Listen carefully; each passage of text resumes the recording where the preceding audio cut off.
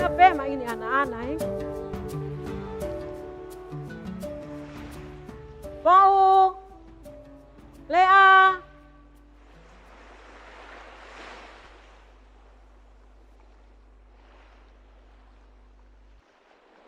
Ini ikan cuma sedikit. Ti tetenya Lea dapat.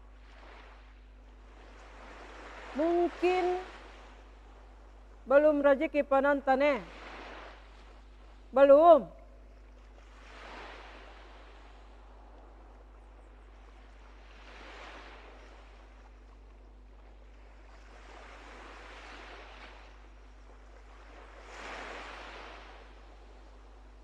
Tetenya Lea belum sampai-sampai juga. Mungkin masih menambatkan perahunya. Menunggu tetenya Lea sampai, lebih baik istirahat dulu sejenak, meluruskan pinggang.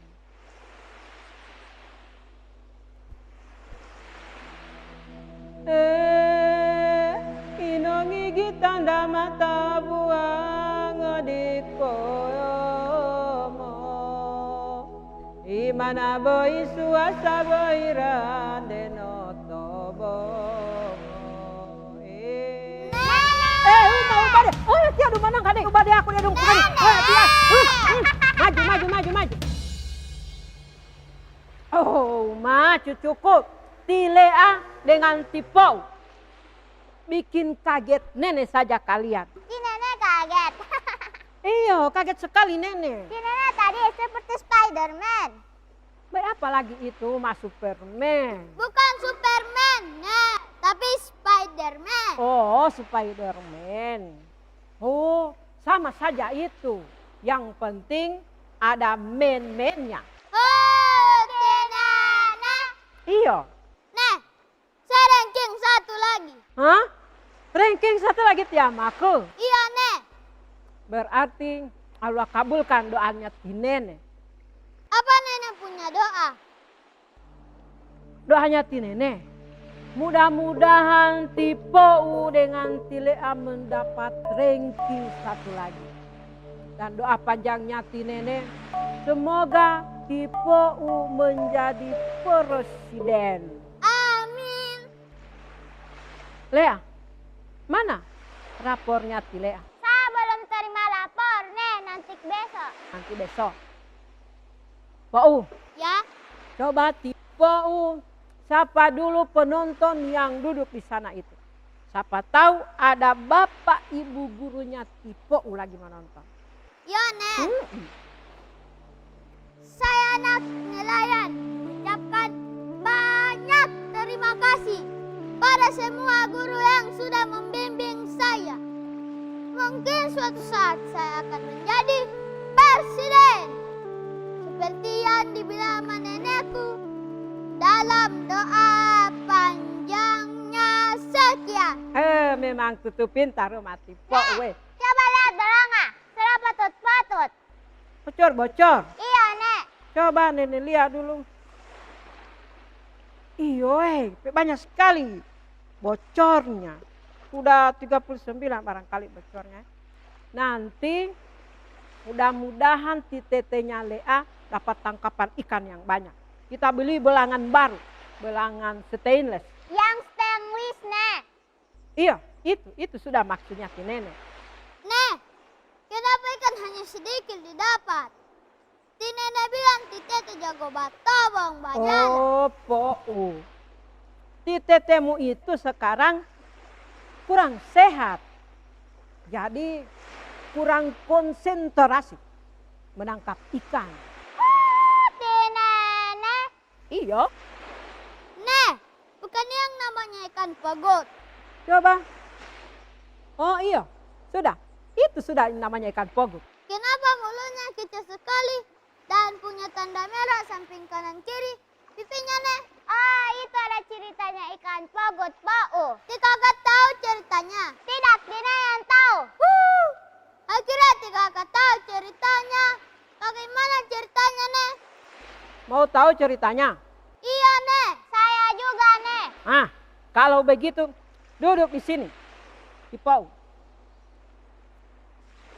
ceritanya ikan pogut itu pada zaman dahulu kala di sebuah kerajaan ikan di Laut Nyaboal ini hiduplah sekumpulan ikan yang dipimpin oleh Ti Raja Ikan dan Aisuri. Konon dulu itu mulutnya ikan itu doka-doka, besar-besar, lebih besar dari mulutnya ikan hiu. Oh begitu Nek. Iya. Tapi pada satu ketika di Baginda Raja Ikan marah sekali. Nek, kenapa Ti Raja Ikan marah sekali?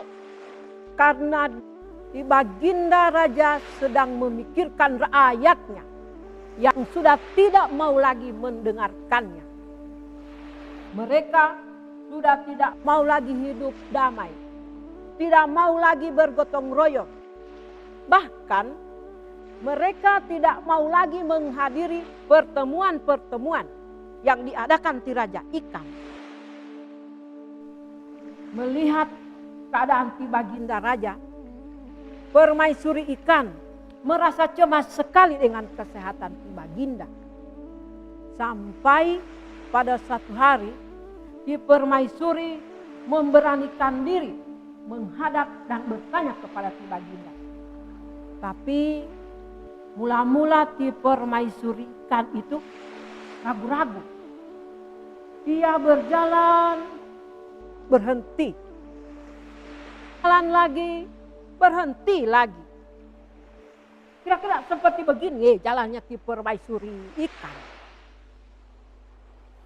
Pakai ini. Pakai ini, anggaplah ini roknya Permaisuri Ikan.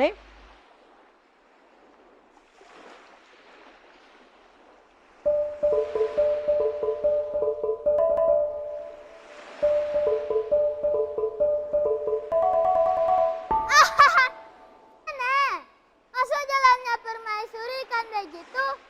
Itu seperti jalannya Angel dari Cista. Betulkah? Betul, Nek.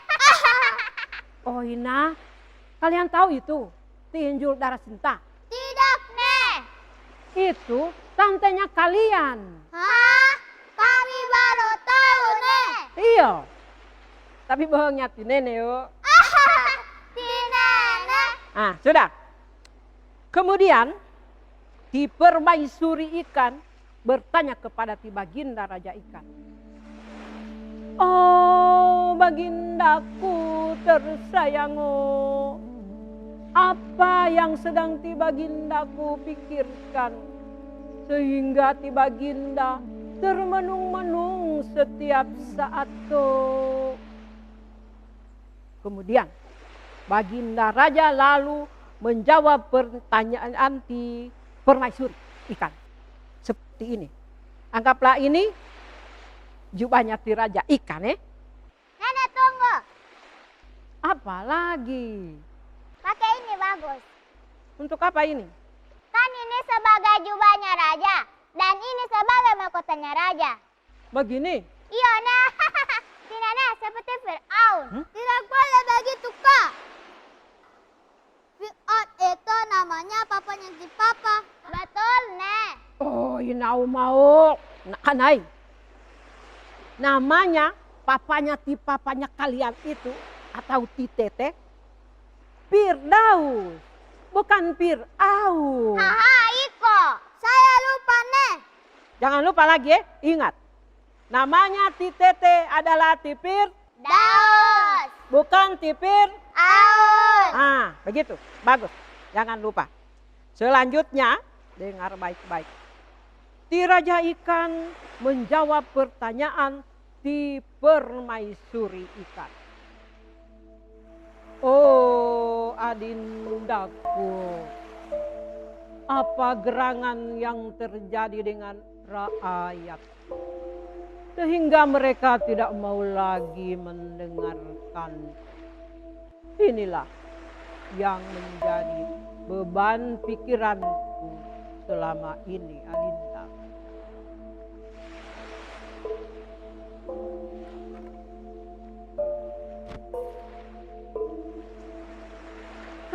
begitu, Adinda akan mengadakan pertemuan dengan mereka bagindaku.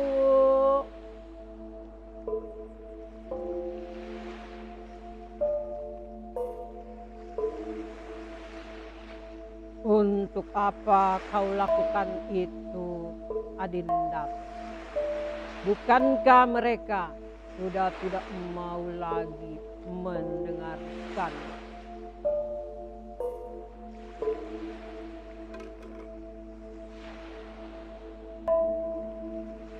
Karena Adinda ingin melihat di bagindaku tersenyum kembali seperti sedia kala.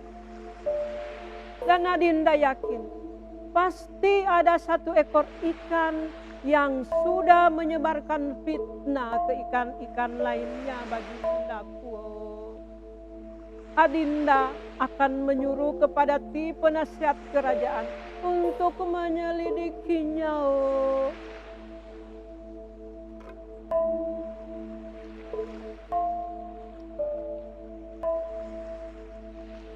Kalau begitu, lakukanlah Adinda. Apapun akan aku lakukan demi rakyatku tercinta.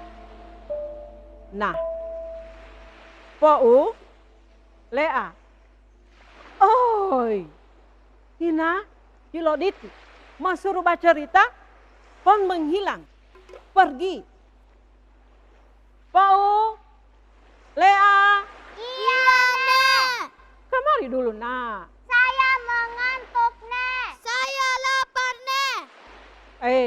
Ceritanya ini belum selesai. Kemari dulu, nak. Putih, Nenek. Yo. Terus bagaimana ceritanya lagi, Nek? Selanjutnya, Ti Permaisuri menyuruh kepada ti penasehat kerajaan untuk menyelidiki ikan mana itu yang sudah menyebar-nyebarkan fitnah, sudah menghasut-hasut ke rakyat ikan lainnya. Sidik menyidik pun terjadilah. Maka ditangkaplah satu ekor pogut. Dan ternyata sudah dia itu yang menyebar-nyebarkan fitnah ke ikan-ikan lainnya. Hah? Ikan pogut, Nek? Iya, sudah dia itu pelakunya. Terus bagaimana ceritanya lagi, Nek? Singkat cerita, maka dibawalah ti ikan pogut itu ke hadapan ti baginda Raja Ikan. Lalu ti baginda bertanya kepada ti pogut, "Oi, pogut, butuh lai," kata si penasehat kerajaan, "bahwa kau yang sudah menyebar-nyebarkan fitnah, sudah menghasut ke ikan-ikan lainnya."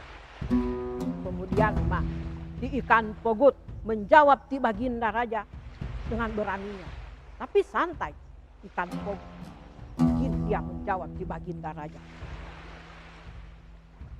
"Benar sekali bagindaku, gayalah yang sudah menyebar-nyebarkan fitnah ke ikan-ikan lainnya. Karena untuk apa kami hidup damai? Untuk apa kami bergotong royong? Bukankah itu hanya untuk kepentingan ti baginda raja saja? Lebih baik begini bagindaku yang terhormat. Kami saling makan-memakan saja. Ikan besar makan ikan kecil. Ikan kecil makan ikan yang lebih kecil lagi. Dan kami tidak mau lagi mendengarkan perintah ti baginda." Titik. Ti baginda dalam keadaan marah berkata seperti itu. Sampai ti ikan pogut mendengarnya kindiatan. Ketakutan sekali ti ikan pogut. Kemudian ti baginda raja menyuruh kepada ti penasehat kerajaan untuk memanggil si penjahit kerajaan. Hah? Penjahit kerajaan, Nek? Iya, penjahit kerajaan. Singkat cerita, Maka hadirlah si penjahit kerajaan di hadapan Ti Baginda. Lalu Ti Baginda memerintahkan kepada si penjahit kerajaan. Wahai penjahit kerajaan, jahitlah mulutnya si pegut ini dengan benang merahmu, sebagaimana kau menjahit selama ini di kerajaan. Mendengarkan itu, Ki Pogut benar-benar kindiatan, gemetar, sampai dia memohon-mohon ampun kepada Ti Baginda. Oh Baginda, ampun Baginda, jangan dijahit mulutku Baginda. Hamba tidak akan mengulangi lagi perbuatan hamba. Hamba tidak akan lagi menyebarkan fitnah. Ampun, ampun Baginda. Begitu kata ikan Pogut. Tetapi Ki Baginda Raja tetap pada pendiriannya. Ki Baginda tetap menyuruh kepada si penjahit kerajaan untuk melanjutkan menjahit mulutnya ikan Pogut. Tapi sebelum selesai dijahit mulutnya Ki Pogut mengajukan satu permintaan. Permintaan apa itu, Nek? Untuk tidak dijahit semua mulutnya. Kenapa Ti Pogut minta seperti itu, Nek? Supaya masih ada untuk minum biar cuma sedikit. Nah, Oh, begitu, Nek. begitu. Jadi Ti Pogut dijahit mulutnya. Kemudian merintih-rintih dia kesakitan seperti ini.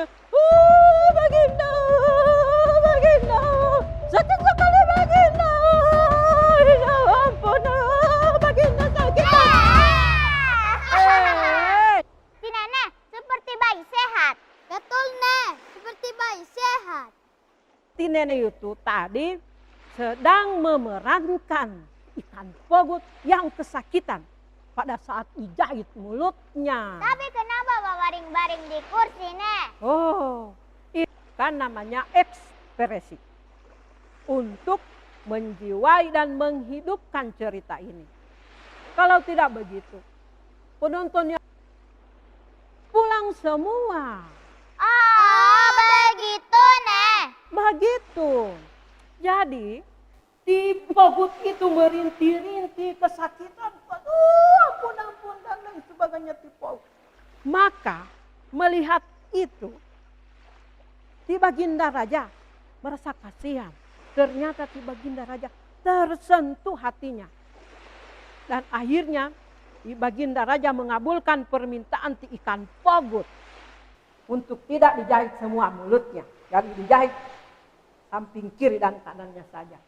Sampai sekarang di Buol ini sangat populer itu kata-katanya Ti Pogut. Taguya betul di penginuman. Sisakan sedikit untuk minum. Nah, Pou Lea. Begitulah ceritanya kenapa mulutnya ikan Pogut itu kecil dan ada tanda merah di samping kiri dan kanan mulutnya. Oh, begitu, Nek. Begitulah ceritanya. Kenapa? Jadi, Nek, sudah selesai ceritanya? Sudah. Mau diceritakan ulang? Tidak, Nek. Saya mau ngantuk. Saya Oh. lapar, Nek. Penonton, dari cerita ini kita bisa mengambil makna bahwa pertama, sesulit apapun permasalahan, sebaiknya kita pecahkan secara bersama-sama dan secara kekeluargaan. Kemudian, sebagai manusia, kita tidak boleh menyebar-nyebarkan berita bohong.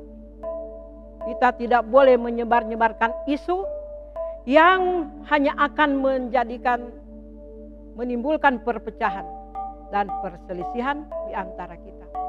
Yang pada akhirnya akan menyebabkan orang lain menderita. Dan yang terakhir, sebagai manusia, janganlah saling memfitnah antara yang satu dengan yang lainnya. Dan lebih penting lagi, kita wajib menjaga persatuan dan kesatuan di tanah air Indonesia yang kita cintai ini. Sekian.